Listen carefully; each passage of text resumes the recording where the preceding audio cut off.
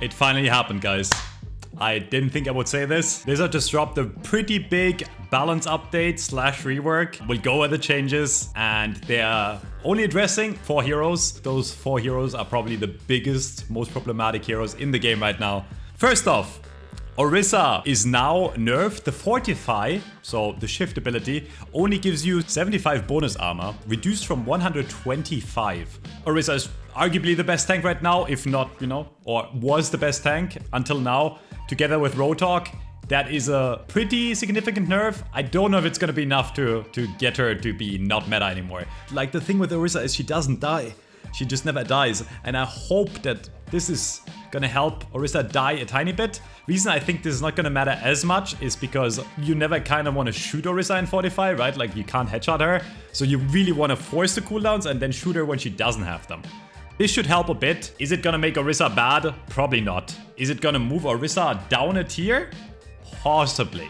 Possibly. I will say though, it's probably not gonna be significant enough to make her like fall out of the meta, but I can definitely see Ramatra moving up for it, and Ramatra just being better than Orisa now. Ramatra has already been like the top 3, like has been in the top 3 tanks together with Roadhog and Orisa.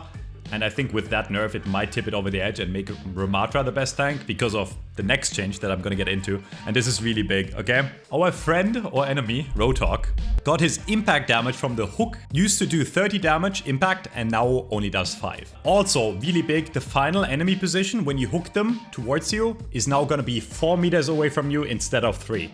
Which means you're gonna be quite significantly further away, okay? Which also reduces the one-shot potential. And on top of that, the damage per pellet on his main gun got reduced from 6.6 to 6, which means, you know, the pellet overall does way less damage.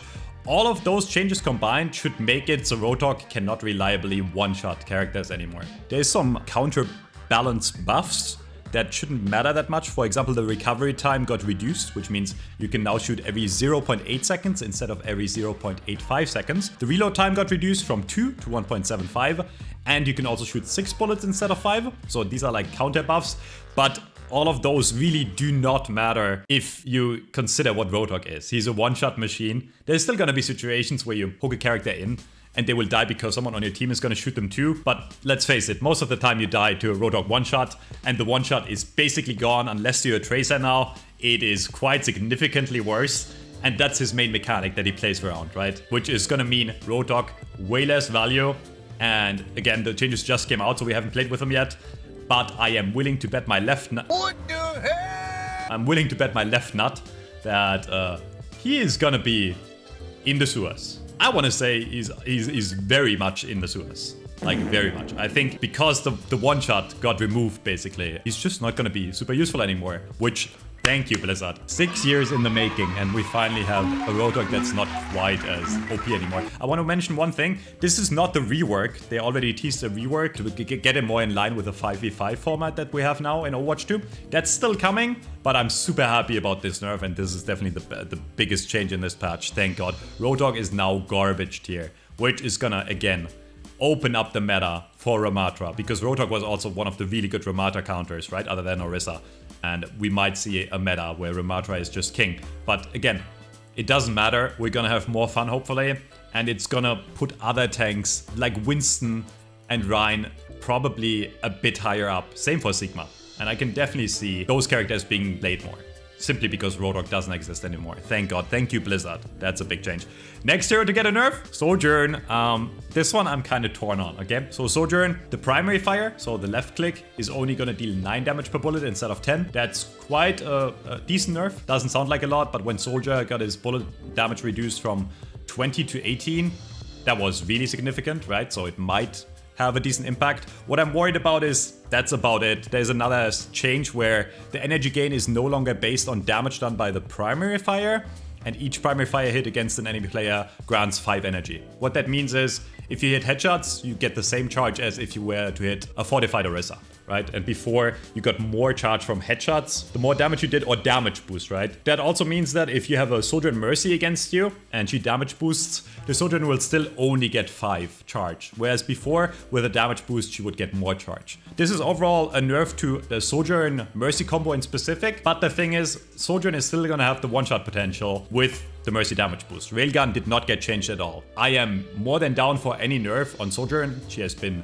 way too strong for way too long now, and it's time to make a shift out of the meta. I hope that this change is gonna make other characters playable, but I'm refusing to remove her from the S tier because she's still gonna be insane with Mercy.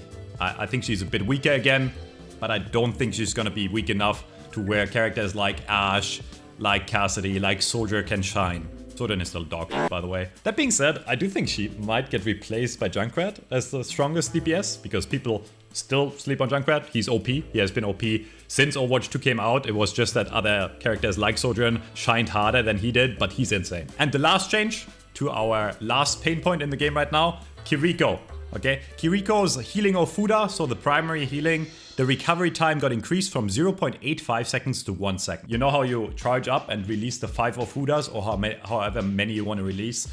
It's gonna take 0.15 seconds more to release the next burst of healing, which is overall just gonna reduce her healing output by quite a significant amount, right? Around 15% less healing. I know the math is not 100% correct there, but it's gonna be less healing. And that was the strong part about Kiriko. She was insanely versatile, but she was also insane at like pocketing. Like you could play a Kiriko with any off heal, like Zenyatta, and you would still get a ton of healing in. And that is reduced. Is it gonna be enough to make her not the strongest support by far? I don't know. It's definitely a good start, and I can definitely see characters like Ana coming back into the meta and being played instead of Kiriko. Good change, great changes. Overall, I'm really happy with the patch. I'm happy we got something before season 3. We are now on the 24th, so there's like a week and a half left for this season. And then we'll get another patch. Hopefully big balance patch for the start of season 3. Great changes. I'm glad they're finally listening to the community, and I'm glad they're finally understanding what the issues with the game are. Are there still issues with the game? Yes, there's still shit that's gonna be overpowered. I just want them to like not be as scared to make bigger changes. There would have been nothing wrong with nerfing Sojourn really hard to make a dog for a season. You can always buff her later, but like I think people want to play new things. I think people are kind of, you know, fed up with playing against Sojourn. Otherwise, good patch. I think this list, how it is right now, is still accurate. Again, like I think the thing I might be the most wrong about, if I turn out to be wrong, is the healing might be bad enough on Kiriko now to where Ana replaces her. That's the one thing I could see. Again, I think you can now play other hit scans, especially Widowmaker on long range maps. You can play other DPS more and not get hard railed by a Sojourn. Like it should definitely decrease her lethality on like close range, but she's still insanely good. Her ult is unchanged, right? Like she's an insanely good hero, insane mobility. I think she was just so overpowered when she came out that it's gonna take a while for it to be adjusted. But I'm so happy about the Roadhog nerfs. Goodbye Roadhog mains. See you in Plat. That was it. Again, if you have any questions about the tier list, let me know. I'll do a full tier list video where we go over every single hero again at the start of season 3 in a week and a half. Until then, see you next time, and I hope you enjoy Overwatch some more. I hope you don't get one shot by Roadhogs. Bye bye.